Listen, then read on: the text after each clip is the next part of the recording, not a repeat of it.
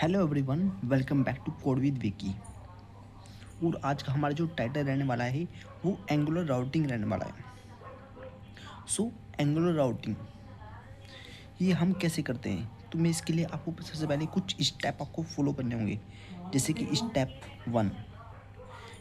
One में जब आप एंगुलर एप्लीकेशन क्रिएट करते हैं तो आपके सामने एक पॉपअप ओपन होता है। उसके अंदर से आपको सिंपली लिखा जाता है, would you like to add would you like to add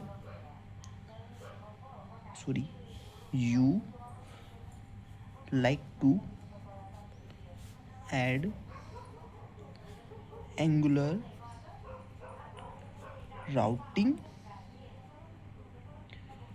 colon y और n। अब आपको इसमें से किसी एक को सिलेक्ट करना होता है, y/n। अब आप अगर सपोज सिलेक्ट करते हो किसी y को, तो अगर आप तो आपकी फाइल क्रिएट होगी कौन सी, उस टाइम पर app dash routing dot module dot ts। अगर आप n सिलेक्ट करते हो तो ये आपकी फाइल क्रिएट नहीं होगी, ठीक है। इट मीन्स आपकी राउटिंग इनेबल्ड नहीं हुई यहाँ पर। तो आपको हमेशा वाई सिलेक्ट करना होगा राउटिंग के लिए। अब आप जब आप एंगुलर राउटिंग करते हैं तो आपका स्टेप 2 क्या रहेगा। फिर आप पहले कुछ कंपोनेंट्स क्रिएट करोगे। सपोज मैं करता हूँ, हम करते हैं 2 कंपोनेंट्स क्रिएट करते हैं, क्रिएट 2 कंपोनेंट। ओके, कंपोनेंट 1 जिसका नाम मैंने ए रख दिया है, एक मैंने कंपोनेंट 2 क्रिएट किया है जिसका नाम मैंने बी रख दिया है। अब मैं कंपोनेंट ए से कंपोनेंट बी पे राउट करना चाहता हूँ, या फिर और कंपोनेंट बी से कंपोनेंट ए के ऊपर राउट करना चाहता हूँ। अब ये काम आप HTML के थ्रू भी कर सकते हो और ये काम आप किसके थ्रू भी कर सकते हो, TS के थ्रू भी कर सकते हो, क्योंकि आपके कंपोनेंट के अंदर .html फाइल भी है और .ts फाइल भी है। तो सबसे पहले मैं HTML के थ्रू बताता हूँ कि आप ये काम HTML के थ्रू कैसे करोगे। तो उसके लिए आपको प्रोवाइड किया गया है क्या, राउटर लिंक, ठीक है। अब ये जो राउटर लिंक होता है इसे भी आप 2 वे में डिफाइन करते हो। राउटर लिंक को भी आप 2 वे में डिफाइन करते हो। फर्स्ट वे होता है हमारा स्टैटिक राउटिंग, सेकंड होती है हमारी डायनेमिक राउटिंग। डायनेमिक राउटिंग क्या होती है और स्टैटिक राउटिंग क्या होती है, इसे आप कुछ इस तरीके से समझिए। सपोज एक पर्सन का मैं अगर परमानेंट एड्रेस पूछता हूँ तो वो हमेशा फिक्स्ड रहेगा, मोस्टली फिक्स रहता है कि वो किसके अंदर रहता है, कानपुर सिटी के अंदर रहता है। अगर मैं उसके डायनेमिक एड्रेस की बात करता हूँ तो वो कभी दिल्ली में स्टे करता है, कभी कोलकाता में स्टे कर देता है, कभी गुजरात में स्टे करता है, कभी चेन्नई में स्टे करता है। तो वो डिफरेंट सिटी के अंदर स्टे करता रहता है। तो ये इसका डायनेमिक एड्रेस हो गया। इस तरीके से स्टैटिक राउटिंग काम करती है और डायनेमिक राउटिंग काम करती है। तो जब आप राउटर लिंक लिखते हैं तो आप किसे डिनोट कर रहे हैं, स्टैटिक राउटिंग को। और जब आप स्क्वायर ब्रैकेट के अंदर राउटर लिंक लिखेंगे तो आप किसे डिनोट कर रहे हो, डायनेमिक राउटिंग को। अब दोनों का जो यूज़ है वो भी डिफरेंट है। जो स्टैटिक राउटिंग है उसके अंदर क्या होता है, हमेशा आपकी एक स्ट्रिंग वैल्यू रहती है। स्ट्रिंग वैल्यू क्या होती है, वो हमेशा फिक्स होती है। स्ट्रिंग जो होती है वो इम्यूटेबल होती है। It means it can't be changeable. इसे आप चेंज नहीं कर सकते। अब जैसे कि आपने यहाँ पर एक बटन क्रिएट किया, और यहाँ पर आपने एक राउटर लिंक ऐड किया, राउटर लिंक ऐड किया। और राउटर लिंक में आपने क्या किया, आपने राउटिंग डिफाइन की स्लैश होम,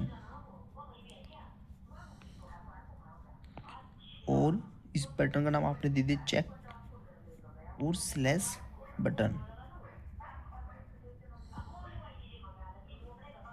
ओके, तो आपकी राउटिंग क्रिएट हो गई। ये होगी आपकी स्टैटिक राउटिंग। अब यहाँ पर जो स्लैश होम है वो क्या है, एक इम्यूटेबल है, वो एक एज अ स्ट्रिंग है, क्योंकि जब आप डबल कोट्स के अंदर कुछ डिफाइन करते हो तो वो उसे एज अ स्ट्रिंग लेके चलता है। लेकिन एक बार आपको हमेशा पॉइंट माइंड में रखनी होगी, जब भी आप राउटिंग डिफाइन करते हो तो आपकी वो राउटिंग, सेम राउटिंग आपकी app routing dot module dot T S file के अंदर भी होनी चाहिए। वहाँ पर आपको एक एम्प्टी एरे मिलती है, जैसे कि कॉन्स्ट राउट्स के अंदर कुछ एम्प्टी एरे होती है, उसके अंदर आपको कर्ली ब्रेसिस के अंदर पाथ देना होता है। और जैसे कि आप यहाँ पर होम, ये होम राउटिंग है तो आप होम को लिखेंगे ऐसे, आप वहाँ पर इसका यूज़ नहीं करेंगे स्लैशेस का, आप सिर्फ होम लिखेंगे, देन कंपोनेंट लिखेंगे। अब होम कंपोनेंट बेसिकली किसे डिनोट कर रहा है, यहाँ पर आप देख सकते हैं होम कंपोनेंट एक ए को डिनोट कर रहा है मे बी, और स्क्वायर ब्रैकेट को क्लोज कर देंगे। तो इस तरीके से आप राउटिंग वहाँ पर आपकी डिफाइन होनी चाहिए app routing dot module dot T S file के अंदर। अगर आपकी राउटिंग सपोज कोई भी डिसाइड कर रहा हो, वो राउटिंग आपकी app routing dot module dot T S file के अंदर होनी ही चाहिए। ये मस्ट है, ये इम्पोर्टेंट है।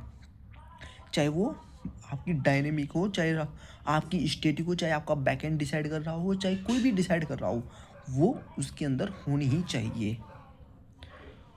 ठीक है, अब मैं सेम यही राउटिंग, सेम यही इसी राउटिंग को किसके थ्रू करता हूँ, डायनेमिक राउटिंग के थ्रू करता हूँ। सेम यही काम डायनेमिक राउटिंग के थ्रू करता हूँ।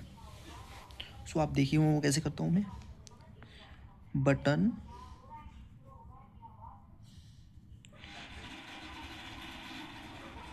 Router link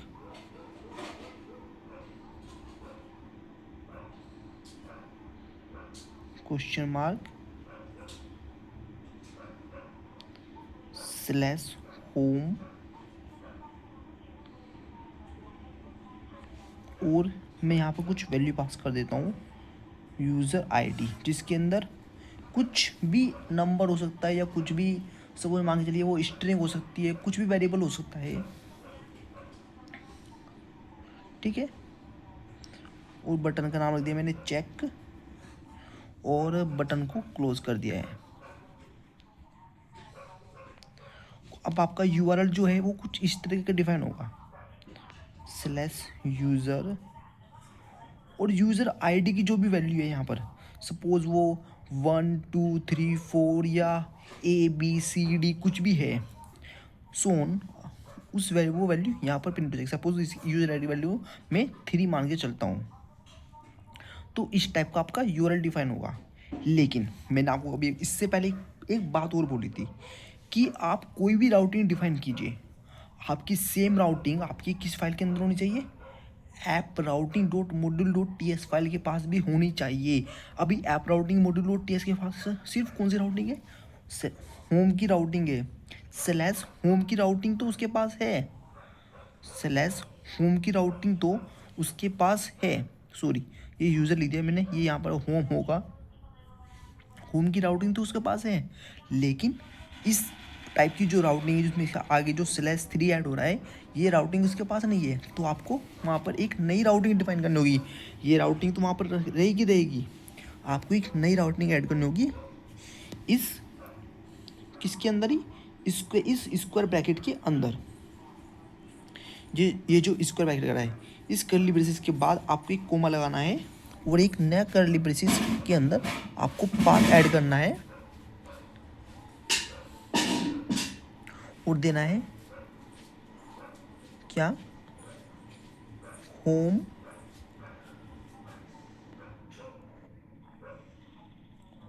question mark ID, कुछ इस तरीके से, ठीक है।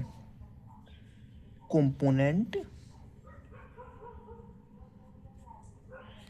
यहाँ पर आपका जो भी कंपोनेंट का नेम, सपोज वो मेरा ए है, ये मेरा यहाँ पर क्लोज हुआ और इसका ब्रैकेट यहाँ पर क्लोज हो जाएगा, ठीक है। ये भी, ये राउटिंग भी रहेगी इसके पास। इसके बाद मैंने यहाँ पर कोमा लगाया, देन उसके बाद में मैंने कर्ली ब्रेसिस के अंदर दूसरी राउटिंग ऐड की। तो अब आपकी जो राउटिंग होगी वो अगर इस टाइप की होगी तो ये राउटिंग आपकी रन करेगी सिस्टम के अंदर। अब ये तो हो गया HTML का वे। अब यहाँ पर मैंने स्टैटिक राउटिंग भी कवर कर दिया है, डायनेमिक राउटिंग को भी कवर कर दिया है कि स्टैटिक राउटिंग इस तरीके से लिखी जाती है और डायनेमिक राउटिंग इस तरीके से लिखी जाती है। अगर आपको कंपोनेंट ए से कंपोनेंट बी पर जाना है या कंपोनेंट बी से कंपोनेंट ए पर जाना है तो आप उस तरीके से राउटिंग लिखेंगे, ठीक है। सेकंड, आपको अब अगर TS के थ्रू .ts फाइल के थ्रू राउटिंग करनी है तो वहाँ पर आते कंसेप्ट आता है डिपेंडेंसी इंजेक्शन। डिपेंडेंसी इंजेक्शन, यहाँ पर आप इंजेक्शन से खुद ही समझ रहे होंगे कि इंजेक्शन क्या है। जब हमारे बॉडी के अंदर कुछ भी प्रॉब्लम आ जाती है तो हम जब कुछ भी मेडिसिन इंजेक्ट कर रहे हैं हमारे बॉडी में तो वो एक इंजेक्शन है। तो इस तरीके से हम अपने कंपोनेंट के अंदर अगर कुछ भी बाहरी से कुछ भी इंजेक्ट कर रहे हैं तो वो एक इंजेक्शन है। और वो इंजेक्शन कैसे होता है हमारे, क्योंकि कंपोनेंट के अंदर एक क्लास क्रिएट होती है, क्लास के अंदर हम एक कंस्ट्रक्टर क्रिएट करते हैं,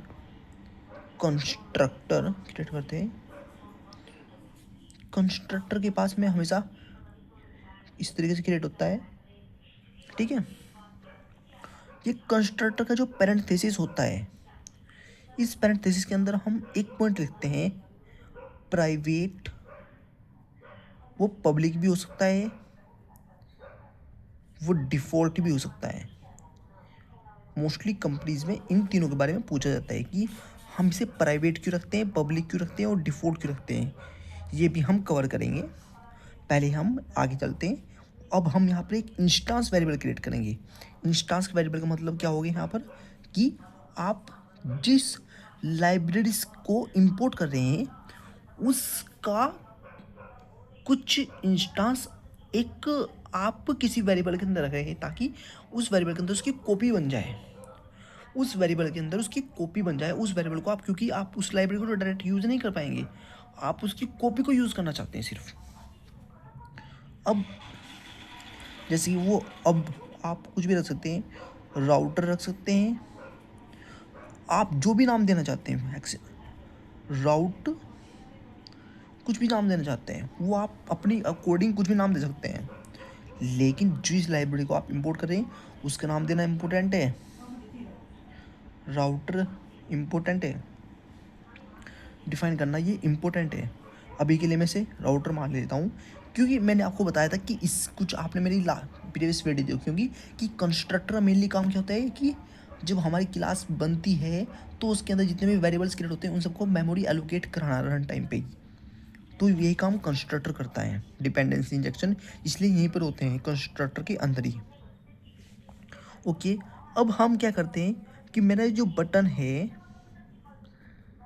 मैंने बटन में एक क्लिक इवेंट बनाया, सपोज गो टू के नाम से एक फंक्शन बनाया यहाँ पर मैंने, और इसका नाम रख दिया मैंने क्लिक बटन। ओके, अब मैं चाहता हूँ कि जब मैं इस बटन पर क्लिक करूँ तब ये एक राउट पे नेविगेट करे, वो भी किस पे, होम पे। तो उस टाइम पे मैं क्या करूँगा, अब ये इस क्लास का, क्योंकि ये जो है ये राउटर आपने जो डिफ़ाइन किया है, वेरिएबल डिफ़ाइन किया है, ये इस क्लास का मेंबर है एक। तो जब भी आप क्लास के मेंबर को लिखते हैं एंगुलर के अंदर तो उसे आप किसके थ्रू रिप्रेजेंट करते हैं, दिस के थ्रू। अब आपको ये जो गो टू आपने फंक्शन यहाँ पर लिखा है HTML के अंदर, .html फाइल के अंदर आपने ये जो गो टू फंक्शन लिखा है इसे आपको .ts फाइल में डिफाइन करना होगा। तो go to this dot router, जो भी आप इंस्टांस वेरिएबल यहाँ पर क्रिएट करेंगे उसका नाम, अभी के लिए मैं इसे राउटर मान के चल रहा हूँ। राउटर के पास में क्या है, एक मेथड है जो इससे इंपोर्ट हुआ है, नेविगेट, जिसका नाम होगा क्या, नेविगेट। यहाँ पर लिखेंगे हम स्लैश होम और इसे क्लोज करेंगे और हम यहाँ पर नेविगेट कर जाएंगे। जैसे हम इस बटन में क्लिक करेंगे स्लैश होम पर हम नेविगेट कर जाएंगे। जैसे कि स्लैश होम हमारा एक बी कंपोनेंट को रिप्रेजेंट कर रहा है या फिर ए कंपोनेंट को रिप्रेजेंट कर रहा है। तो इस तरीके से एंगुलर के अंदर हम डॉट HTML के थ्रू और डॉट TS के थ्रू हम नेविगेशन कर सकते हैं। ये हमारी एंगुलर राउटिंग का कंसेप्ट है। सो अगर आपको ये वीडियो अच्छी लगी हो तो प्लीज़ मेरे चैनल को लाइक कीजिए और वो वीडियो को भी लाइक कीजिए और मेरे चैनल को सब्सक्राइब कीजिए और लेटेस्ट अपडेट पाने के लिए वीडियो को सब्सक्राइब कीजिए।